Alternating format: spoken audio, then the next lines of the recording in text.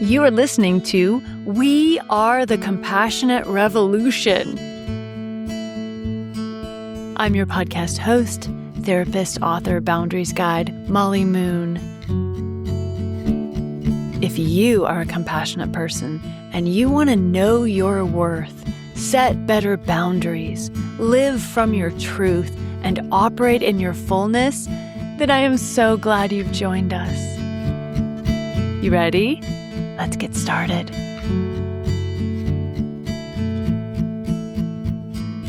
I am on the road right now, and I mean really on the road. I've been driving from Alaska through Canada into the Pacific Northwest, where I'm now recording this episode. And when I drove through Canada, I drove through the Yukon and the British Columbia side. And the beauty there was so amazing. It sent my body into this beautiful state of awe, gratitude, and wonder. Like my face actually hurt at the end of a couple of days because I smiled so much, not trying to smile. I just couldn't stop smiling.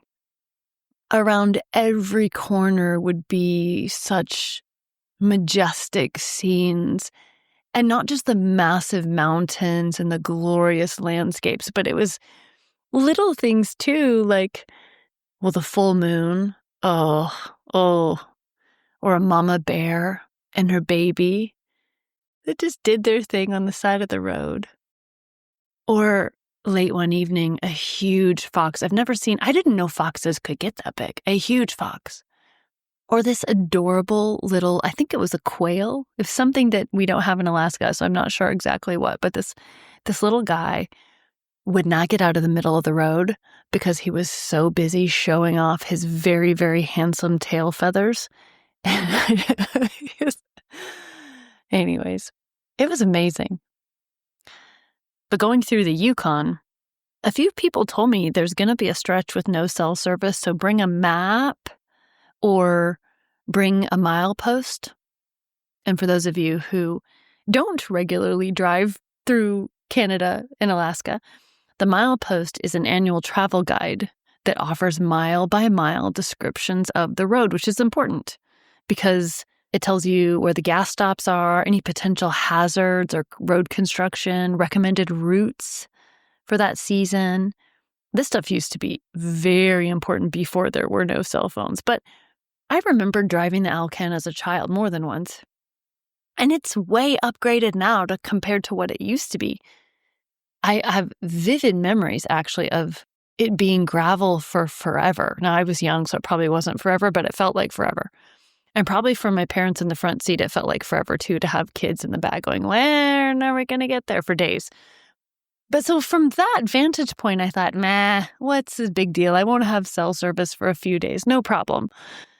So, somewhere in the Yukon, when my phone just literally went out, I thought, well, no big deal. I've got the map app on my phone and it's still working, so it'll be fine.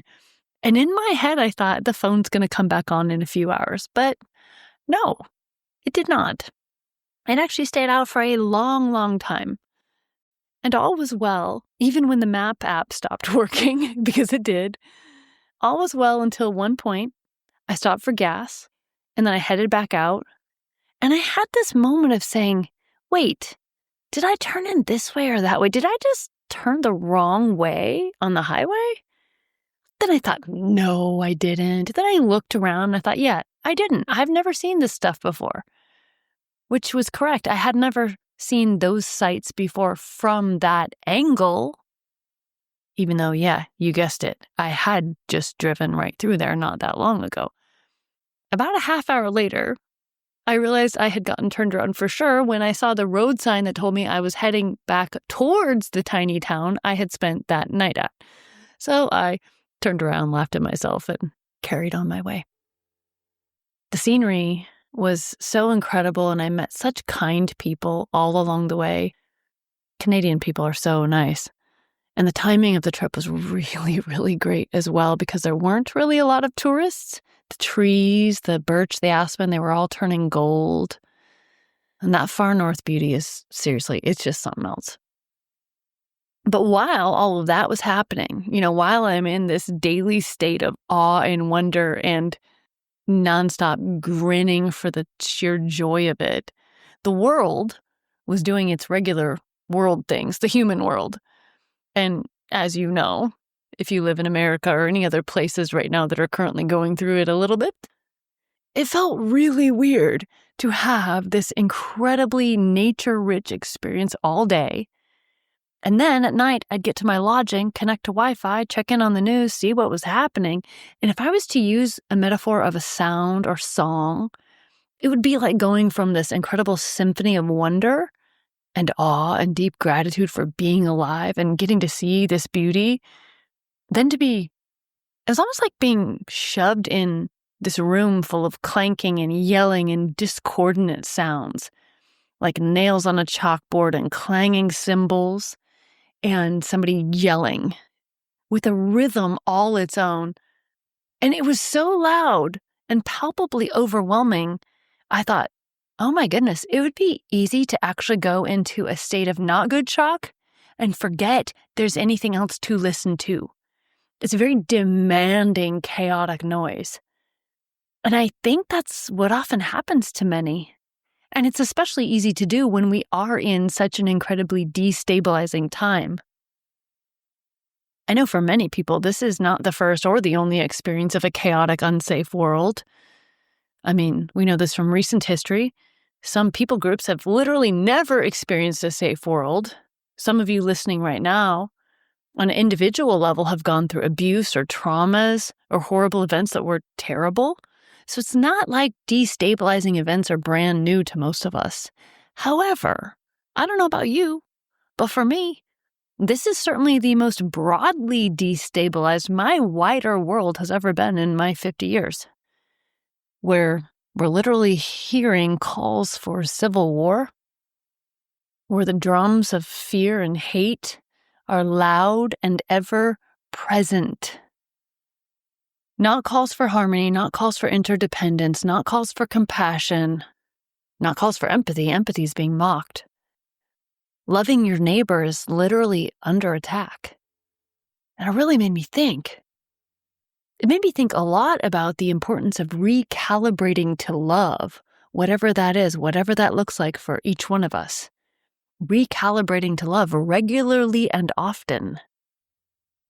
Because in these times, there is a huge marketing campaign going on to keep people in fear and hate.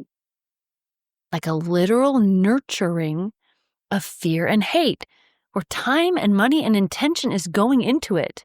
They, whoever they is, whoever they are, want us to hate each other. It's like what's happening right now feels like this great sales pitch to get regular people owned by fear and hate. And I think in my head, why?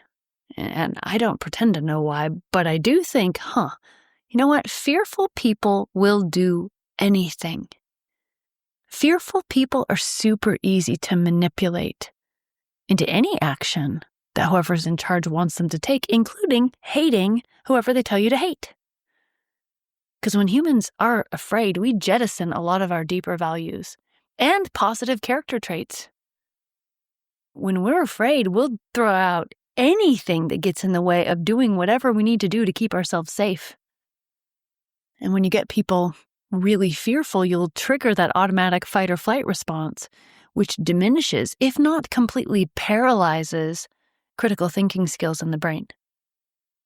Fearful people are incredibly easy to manipulate. And this is the message today. Yes, we are in fearful times. No, it is not wrong to be afraid.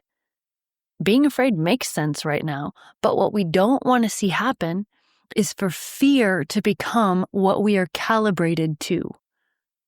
Because that is what is happening. People all around us, and I am imagining right now while you're listening, you are thinking of people that you know you've seen this happen to. People all around us are getting calibrated to fear. It's like tuning an instrument, tuning it to the key of fear instead of the key of love. Calibrating not just to fear, but also to hate. And then it owns them. So instead of fear being a feeling someone has, fear is now what is running them. Again, fear has a place. There's no shame about having fear here. My goodness. But fear does not need to dominate, call the shots, or tell us what to do unless we are truly in an immediate situation involving life-threatening circumstances in that moment. Well, that makes sense.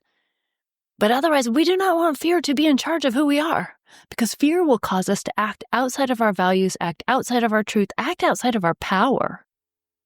But how in the world do we not get dominated by fear right now? We must recalibrate to love.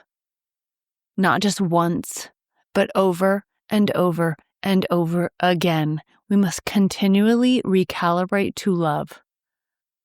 Because that is how we tune back into our true power, our true inner truth, our worth, hope, promise.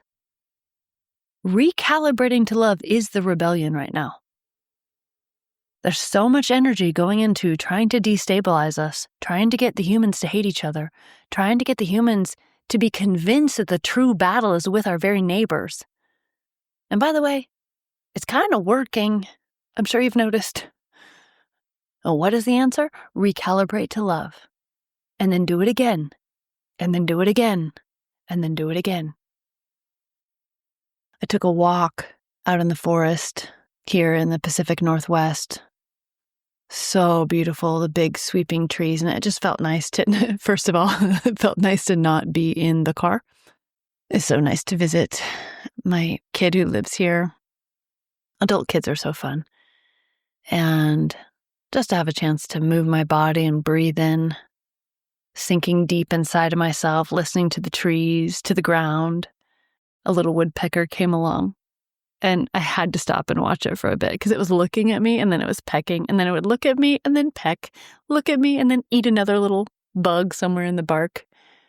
I thought a little bit about the message that the woodpecker brings because it makes these sounds like a little drum as it's busy finding sustenance in what you and I would think was totally dead. And while the woodpecker was pecking and eating and just being adorable, there was also these sounds of heavy machinery somewhere far out there, banging on some sort of something, there's some development going on. I thought of that difference again, this place of juxtaposition of this or this, the steady drum of nature and how it beckons us and invites us to be part of it, to ground, to remember the truth, to remember who we are, to remember why we're here. To remember to stand in our power, to not deviate. And it was in such contrast to this artificial sound of whatever the latest development project is, And that sound from the development project is so hard on the ears. The drum of nature versus the drum of quote, quote, progress. This doesn't feel like progress where we're at right now, does it? Doesn't feel like love. It was so striking, I actually grabbed my journal out of my little backpack. Sometimes when I go on walks, I always throw a journal in because you never know when something meaningful will happen. I wrote down, do your work. Nourishment is everywhere. Because I loved how that woodpecker was able to find life and able to take care of itself while being true to itself, doing what it's here on this planet to do, marching to the beat of its own drum. But while I was on that walk, I was also thinking in my head and asking, really, what will I share on the podcast this week? And I had this song come to mind that I have not thought about in a long time. I love writing songs. I've got a bunch of badly recorded songs on my iPad because I will often write a song almost immediately in this moment of inspiration, play it a few times, and then I'll put it aside. And then I forget how it even sounded, how it goes when I come back to it 2 years later. So I find that doing a quick recording on my tablet keeps it fresh. So on this walk, a song came to mind, and when I finally found it, turns out I wrote it in 2017. I wrote it then because I was afraid. And I was really afraid of what was happening on the national scale. I could feel this massive energy shift in the air, and I love change. I'm a creative person. I love change. But this did not feel like the kind of change that was going to result in an immediate better. It felt like a change moving in a direction governed by a lot of fear, even hate. And when fear comes up, the animal that I have the most affinity to is the rabbit. So right before this song came to me, I had this vision of these snug burrows of rabbits burrowing down into the earth for safety. And you know how rabbits often will have an entrance and an exit point in different spots for safety. Because rabbits are amazing, but they're also food for a lot of animals.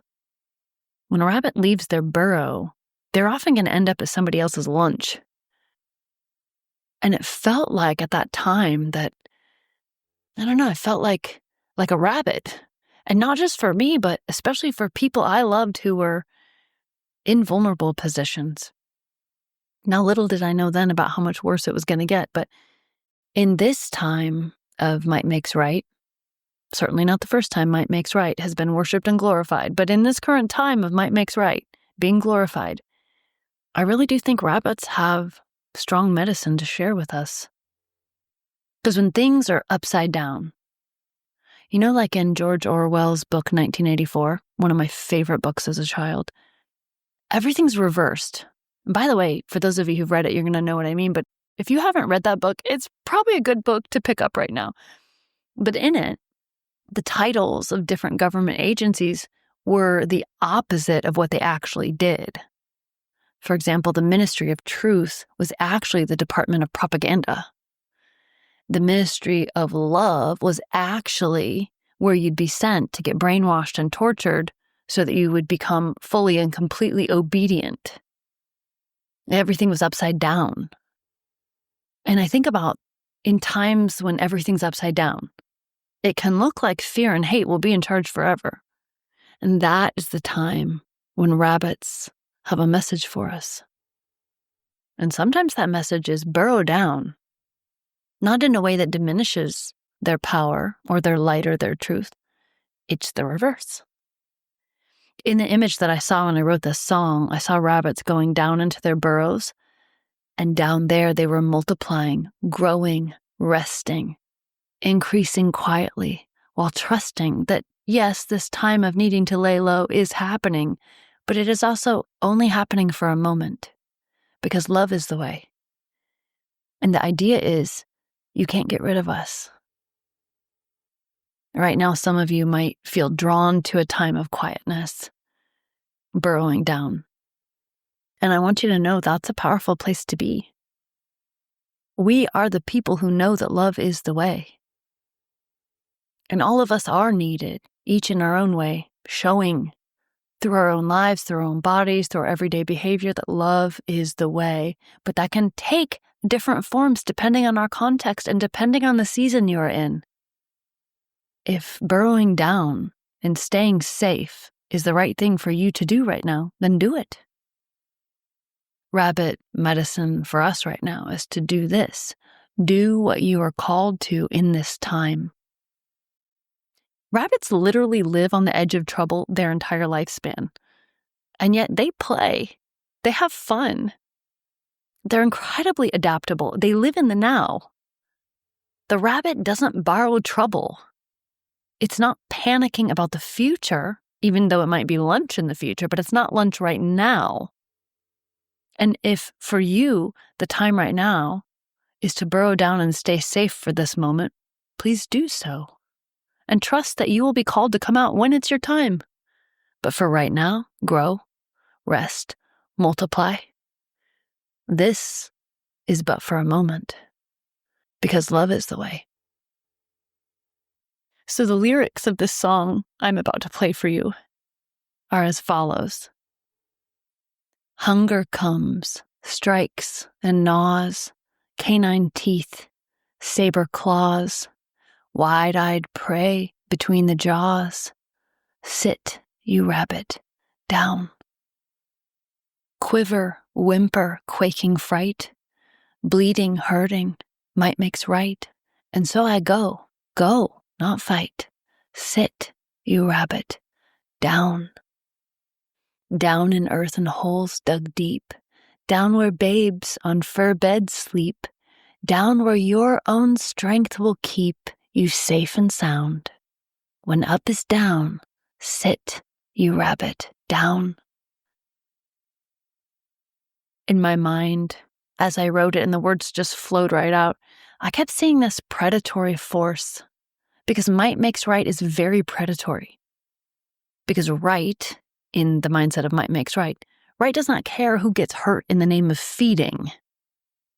Caring is irrelevant, because everything is justified when might makes right is in charge. And you and I have seen this all through human history. There's nothing new happening here. What's new is that it's happening now at this scale for us. In a time of predatory rule, sometimes the best way to stand in love is to take care of yourself.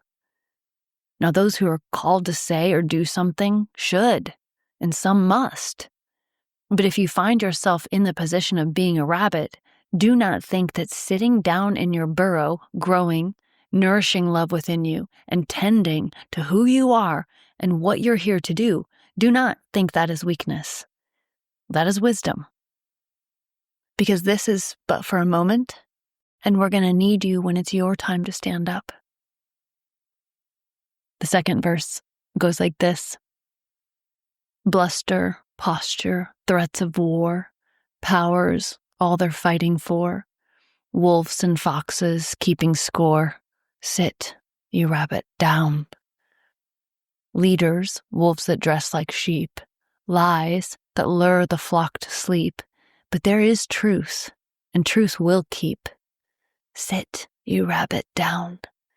Down in earthen holes dug deep, down where babes on fur beds sleep, down where your own strength will keep you safe and sound. When up is down, sit, you rabbit, down.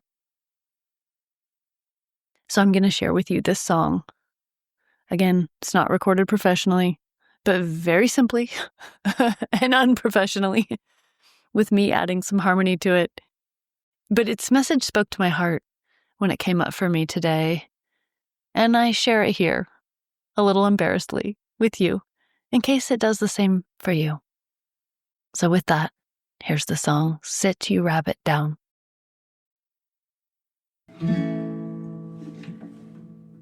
Hunger comes, strikes and gnaws, canine teeth, saber claws, wide-eyed prey between the jaws. Sit, you rabbit, down. Quiver, whimper, quaking fright, bleeding, hurting, might makes right. So I go, not fight. Sit, you rabbit, down.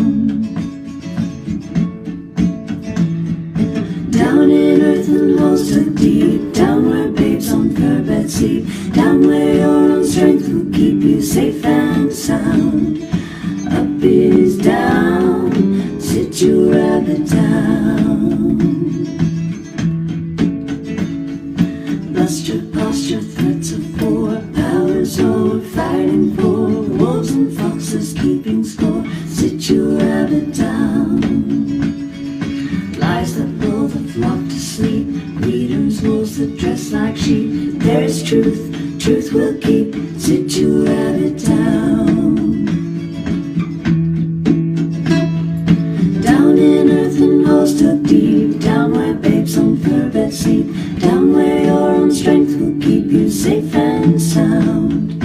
Up is down, sit, you rabbit, down. Down in earthen holes dug deep, down where babes on fur beds sleep, down where your own strength will keep you safe and sound. Up is down, sit, you rabbit, down.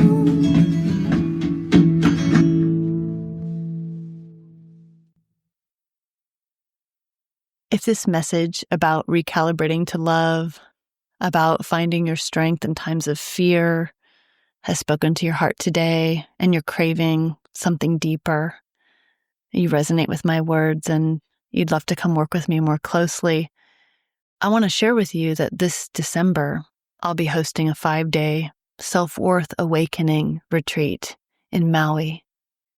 It's a time designed for a very small group of compassionate people like you, who are ready to step away from the noise of the world and intentionally recalibrate to love. Over these days together, we'll use amazing intuitive techniques, some from psychodrama, some from art therapy, some from somatic practices, all designed to reconnect you with your inner wisdom and much more. We'll rest, restore, and remember who we are when we're rooted in love instead of fear, and we'll be surrounded by the rejuvenating abundance of nature, the ocean, the flowers, the beauty of Maui, as we do this transformative work together. And we'll be staying at a beautiful retreat center, which has a deep appreciation for the land and a holistic spa attached, as well as yoga classes and lots more. So if you've been longing for a reset, if you've been carrying too much, if you've been feeling like a rabbit in a world of wolves and foxes, this retreat might be for you. It's a beautiful, rich, and safe place to heal, to deepen, and to awaken to a deeper level of your worth and your power, all while also experiencing joy and connection and play. You can learn more at boundary.com/retreats, boundary.com/retreats, or just go to my website and click on the retreats tab. But I do want you to know that space at this retreat is very limited, and as of this recording, there aren't too many left. I like to keep these retreats very small, very intimate. So if this speaks to you, I would love to talk with you about it. We can see if it will be a good fit for you, but don't wait to reach out to me if this is calling you, because love is the way. And this retreat is a chance to come home to that truth in yourself, for yourself, because it starts inside of us. And from there, we can't help but spread it to the world. And with that, I'll go ahead and close today. Thank you so much for being here. Thank you so much for being who you are. My goodness. For growing, for healing, for loving, for becoming. Love is the way. And you are worthy of that same love you so wonderfully give to everyone else. My compassionate friend, I am so glad you're with us. We are the compassionate revolution. We are the change the world needs, and we're becoming it. If you loved this episode, please share it with a friend or give this podcast a 5-star review. I'd appreciate it so much. And if you'd like to get practical and work with me more closely on boundaries, you can come visit me at boundaried.com. That's boundaried with a D.com for amazing resources. Because this is how we do it. One action at a time. We are moving into our power. And I'm so proud to be in this movement with you.